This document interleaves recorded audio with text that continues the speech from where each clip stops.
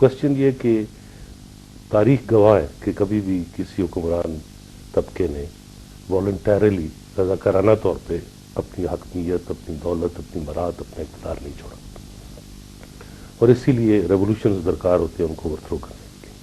लेकिन जो सबसे प्रोमिनेंट दो चीज़ें आई 2008 में, वो ये था कि सिर्फ रिसेशन नहीं है, सिर्फ कोई स्लो डाउन नहीं है, it's a depression greater than the 1929 crash. और उसमें सिस्टम जो है वो इस काबिल नहीं है कि अब दोबारा उसको रिवाइव किया जा सके या दोबारा उसको किसी बड़े बूम में लाया जा सके। खुद जो उनके अपने तज्जिया नगार है वो प्रिडिक्ट कर रहे हैं कि 209 में रिसेशन और डीप होगा, 210 में डिप्रेशन चला जाएगा, 2011 तक ये क्राइसिस बढ़ता चला जाएगा। अब ये जो बेसिक इकोनॉमिक तनज़ली है एक समाजी निज़ाम की, उसके सियासी मुज़म्मरात हैं जो हमें टेररिज्म की सूरत में नज़र आते हैं, गुर्बत की सूरत में नज़र आते हैं, स्टारवेशन की सूरत में नज़र आते हैं, क्राइम की सूरत में नज़र आते हैं, और उसके फिर पॉलिटिकल रिपरकशन है। क्योंकि हम देखते हैं कि बहुत ज़ोर शोर से कहा जाता रहा पिछले अरसे में कि आइडियोलॉजी ख़त्म हो गई है, ideology has taken a back seat. So when ideology takes a back seat then corruption, nepotism and crime takes a front seat. अब उसमें हम देखते हैं कि कोई फंडामेंटल जो पॉलिटिकल डोमिनेंट फोर्सेस हैं उनमें आइडियोलॉजिकल या इकोनॉमिक प्रोग्राम का डिफरेंस नहीं रहा, जिसकी वजह से बेसिकली लोगों को कोई रास्ता नहीं मिल रहा अपने सही मसाइल के हल का, इस जिल्लत से निजात का, और इसलिए डिफरेंट एस्पेक्ट्स में हमें कॉन्फ्लिक्ट नज़र आती है। और उसी तरह इस निज़ाम के ऊपर जो हुक्मरान तबकात बैठे हुए हैं उनके दरमियान तजादात की इतनी शिद्दत है कि स्टेट के अंदर क्राइसिस है, स्टेट के अंदर कॉन्फ्लिक्ट है। Benazir Bhutto was assassinated in the crossfire between different factions of the Pakistani state। अब उस कंडीशन में क्यों हुआ कि 18 अक्टूबर तक जितनी मूवमेंट्स पहले चल रही थी वो एक्चुअली मूवमेंट्स नहीं थी, वो मुख्तलिफ किस्म के एहतजाज थे। और एहतजाज, तहरीक और इनकलाब में एक फ़र्क होता है, बड़ा वाज़ेह फ़र्क होता है। एहतजाज तो हर वक्त चलते रहते हैं, लेकिन कई मरतबा एक वसी पैमाने पर बड़ी तादाद में अवाम का जमे गफ़ीर उठता है, उसका इज्तिमा होता है, और इतना बड़ा इज्तिमा होता है कि वो क्वांटिटी एक क्वालिटेटिव चेंज को लाती है। और वो क्वालिटेटिव चेंज वो साइकोलॉजी है जिसमें लोग डर से छुटकारा हासिल कर लेते हैं और लड़ाई के लिए आगे बढ़ते हैं अपने मसाइल को हल करवाने के लिए। वो एक्चुअली एसेंस थी 18 अक्टूबर की मूवमेंट की। अब वो मूवमेंट जो बेनज़ीर के इस्तकबाल से शुरू हुई थी वो इलेक्शन कैंपेन नहीं बनी, वो एक तहरीक की शक्ल इख्तियार करनी शुरू हो गई, और तहरीक रेडिकलाइज हो रही थी। और इस वजह से उसकी रेडिकलाइजेशन का जो नुक्ता-ए आप कह सकते हैं इज्तिमा था, वो चूँकि एक फ़र्द था, एक शख्सियत थी बेनज़ीर, तो उन्होंने कहा कि इनको ख़त्म कर दिया जाए।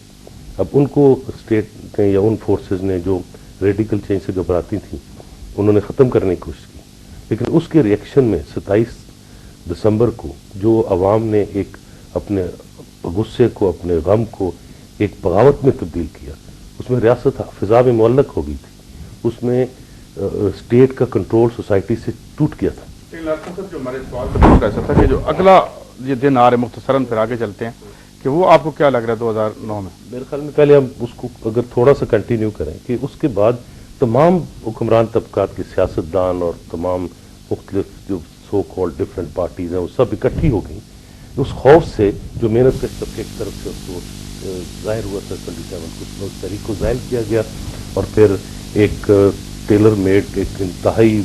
खान साहब ये तो एक पस मंजर हो गया, तो ये जो हमने आइंदा के जो आने वाले दिन हैं उसमें ये बुरहान किधर जाता नजर आता है आपको?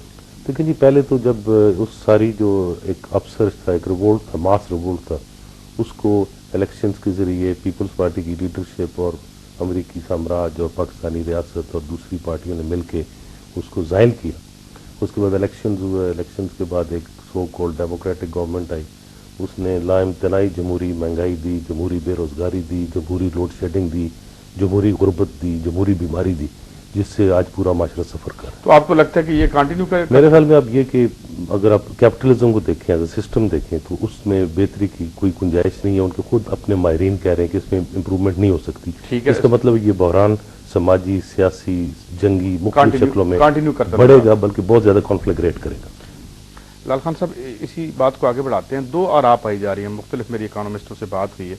وہ یہ کچھ لوگ تو یہ کہہ رہے ہیں کیونکہ ہمارا شیئر بہت کم ہے ورلڈ مارکیٹ میں, ہم پہ اثر نہیں آئے گا, اور کچھ لوگ یہ بھی کہہ رہے ہیں کہ ہم بینیفیشریز ہوں گے, جس طرح آئل ہمارا نیچے آ رہا ہے, جبکہ بعض لوگ کہتے ہیں کہ اگر ریسیشن لمبا ہوتا ہے تو ہم ہٹ ہوں گے. آپ کو کیا نظر آتا ہے؟ پہلے تو ہمیں دیکھنا پڑے گا کہ اکانومی کس کی ہے اور کون اس کو چلاتا ہے اور کس کی بینیفٹ میں اکانومی ڈیولپ کرتی ہے.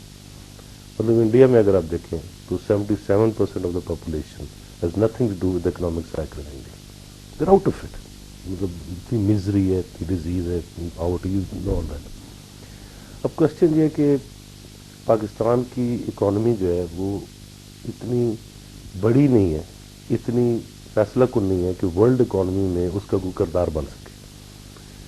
دوسری طرف پاکستان کی اکانومی جو ہے, جیسے ایک صاحب نے بات کی ہے, وہ تو بیسیکلی جن بورونگ پہ چل رہی تھی اور اس سے ایک فالس گروتھ تھی جو بیسیکلی انفراسٹرکچرل اور جو لیٹ سے 60s اور 70s کی گروتھ ہے اس سے ٹیلی نہیں کر رہی تھی, اور مخصوص سیکٹرز کی گروتھ تھی, جنرلائز گروتھ نہیں تھی. مینوفیکچرنگ کی گروتھ بڑی اسپیسیفک تھی, اور اس بیسس پہ اگر ہم دیکھیں تو جو پاکستان کی پچھلی گورنمنٹ کی پالیسیز تھیں وہی پالیسیز ان کی ہیں, کوئی فنڈامنٹل چینج نہیں ہے پالیسیز میں. اور اس میں یہ کہ تمام جو معیشت ہے اس کو جس کیفیت سے دیکھا جا رہا ہے صرف رولنگ کلاسز کے پوائنٹ آف ویو سے دیکھا جا رہا ہے, لیکن نیچے پاکستان کی حالت جتنی بری تھی اس سے اور بری ہو رہی ہے. مثلا مشرف کے دور میں اگر 10,000 آدمی روزانہ غربت کی لکیر سے نیچے گرتے تھے تو اب شاید 15-20 ہزار آدمی نیچے گر رہے ہیں. تو ایکچولی یہ کہ اگر اکنامک گروتھ بھی ہوتی ہے, جیسے ہمارے سامنے اگزامپلز ہیں پچھلے عرصے کی کہ انڈیا میں بہت high level of economic growth رہے, ایون چائنا میں جو 8-10% گروتھ 11% گروتھ ریٹ رہے ہیں, they have failed to pull up the society from below. یعنی ماضی میں جو ایڈوانسڈ کنٹریز ہیں, یورپ میں جو 50s اور 60s کا, امریکہ میں جو بوم تھا, اس میں آبویسلی جو گروتھ ریٹس تھیں ان کی کسی حد تک ریفلیکشن ہوتی تھی سوشل ڈیولپمنٹ میں, لوگوں کے لیونگ سٹینڈرڈز میں.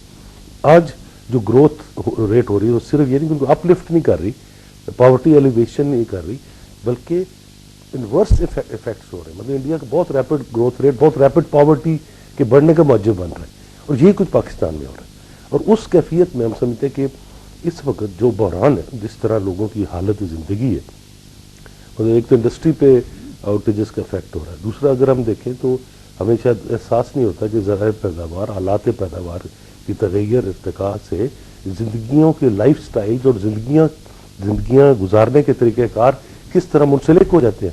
اس کو تھوڑا بہت اندازہ ہوتا ہے, جب بجلی چلی جاتی ہے تو انسان کو سمجھ نہیں آتی کیا کرے وہ, جو لائف سٹائل کیسا ہے. اس سے یہ ہے کہ بیسیکلی سوسائٹی اب ایک ایسے سٹیج پہ پہنچ چکی ہے کہ کیپٹلزم اس کو وہ انفراسٹرکچر فراہم کرنے کی اہلیت کھو چکا ہے, بس بجلی ہے, پانی ہے, دوسری انفراسٹرکچر فیسلٹیز ہے, کہ کسی قسم کی ایک سوشل بیس جو ہے وہ ڈیولپ ہو سکے. اور اسی طرح جو انڈسٹری کا زیادہ ڈپینڈنس ہے کہ ہر کوئی کہہ رہا ہے کہ ڈائریکٹ فارن انویسٹمنٹ ہے, فارن انویسٹمنٹ ہے. آج کل جتنی فارن انویسٹمنٹ آ رہی ہے ایون چائنا میں, انڈیا میں, وہ لیبر انٹینسو نہیں ہے, وہ کیپٹل انٹینسو ہے. اور کیپٹل انٹینسو فارن انویسٹمنٹ کا مطلب یہ ہے کہ ڈز ناٹ جنریٹ امپلائمنٹ, بلکہ پہلے سے جو موجود امپلائیز ہوتے ہیں ان کو ریڈنڈنٹ کرتی ہے. بات میں آگے بڑھاتا ہوں, صاحب آپ کی طرف آتا ہوں. ان کا کہنے کا یہ جو کرکس نکلا ہے وہ یہ ہے کہ یہ سسٹم ہیز فیلڈ, جو سنکرونائز نہیں ہوتی جو گروتھ ریٹ ہے with the welfare of the people. یعنی نیچے ڈیوسٹیشن ہوتی ہے, اوپر growth, and growth rate has nothing to do with. ان کی جو اگر ہم اوور آل اس کا دیکھیں تو یہ ان کا مقصد یہ ہے کہنے کا کہ نظام جو ہے وہ اس طرح سے اب تخلیق پا گیا ہے, یہ چل رہا ہے, جس سے عام آدمی 77%, 77% یا 80% لوگوں کا کوئی رشتہ نہیں رہ گیا. اگر یہ بات درست ہے, پہلے تو یہ آپ ایگری کرتے ہیں, اگر یہ درست ہے تو اس کا مطلب ہے یہ ریڈنڈنٹ ہو گیا ہے.